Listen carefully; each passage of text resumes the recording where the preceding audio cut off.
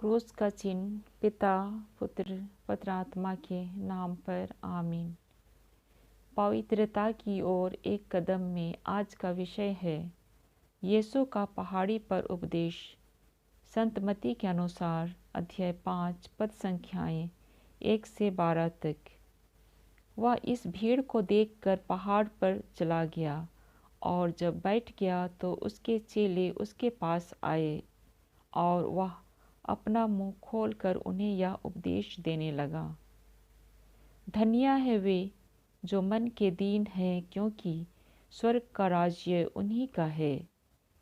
धन्य है वे जो शोक करते हैं, क्योंकि वे शांति पाएंगे। धन्य है वे जो नम्र हैं, क्योंकि वे पृथ्वी के अधिकारी होंगे।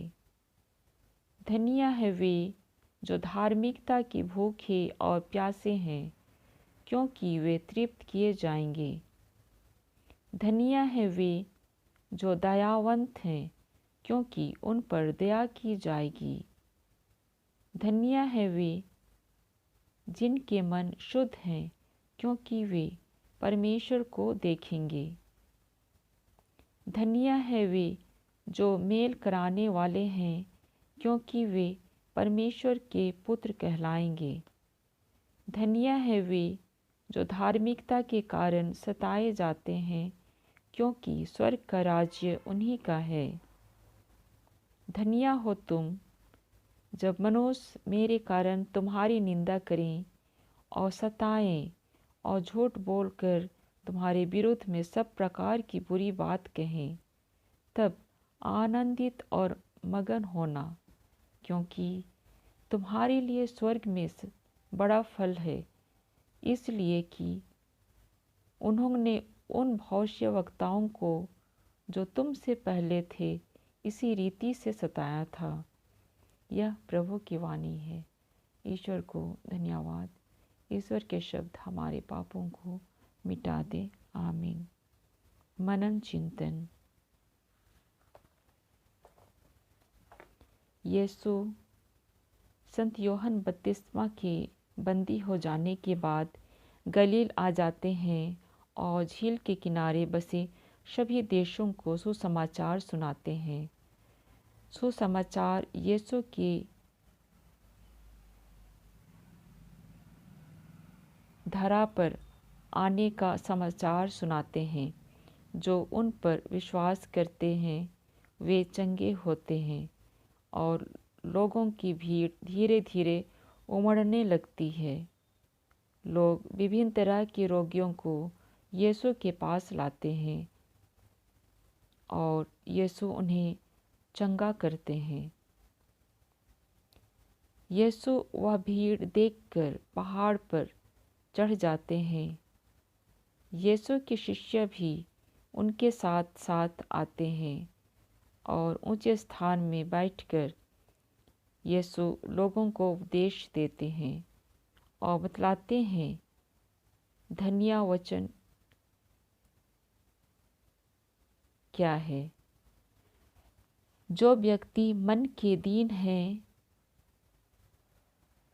स्वर्ग राज्य उनका है। वे स्वर्ग में प्रवेश कर सकेंगे। जो व्यक्ति दूसरों के दर्द को महसूस कर सकता है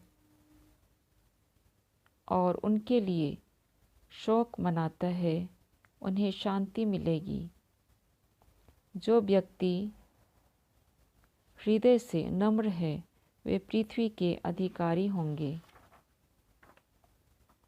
फिर यीशु कहते हैं धन्य है वह व्यक्ति जो धार्मिकता के भूखे और प्यासे हैं, अर्थात धार्मिकता में चलने के लिए तत्पर रहते हैं, उन्हें धार्मिकता मिलेगी। धन्य है वह मनुष्य जो दयावंत है, हमेशा दूसरों पर दया करता है, उस पर न्याय के दिन दया की जाएगी। जो व्यक्ति मन से शुद्ध है, मन में किसी के लिए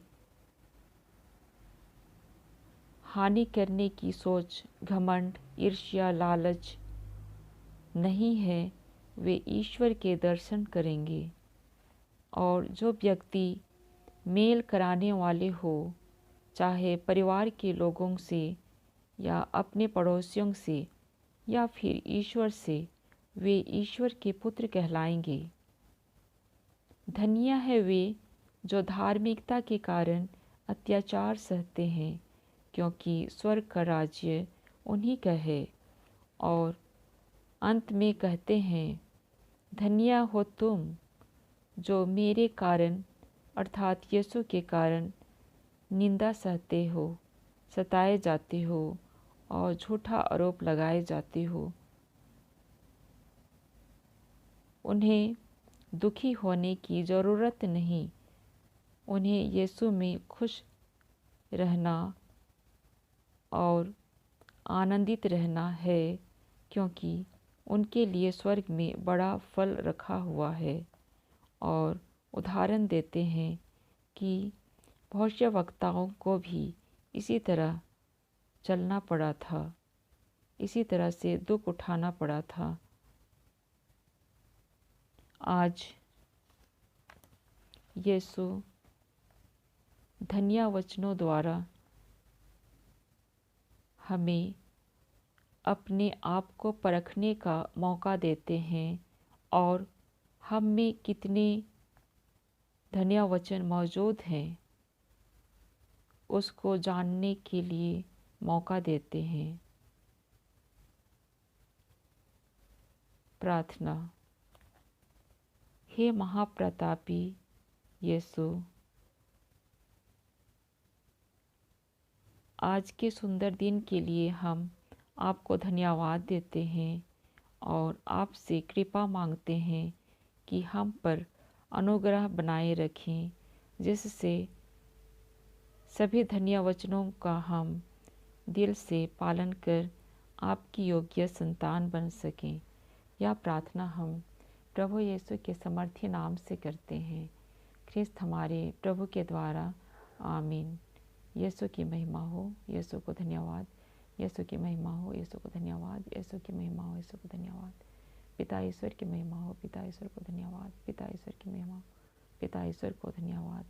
पवित्र आत्मा की महिमा हो, पवित्र आत्मा को धन्यवाद, पवित्र आत्मा की महिमा हो, पवित्र आत्मा को धन्यवाद, पवित्र आत्मा की महिमा हो, पवित्र आत्मा को धन्यवाद। Hallelujah, hallelujah, hallelujah, hallelujah, hallelujah, hallelujah, hallelujah. धन्यवाद प्रभु, धन्यवाद प्रभु, धन्यवाद।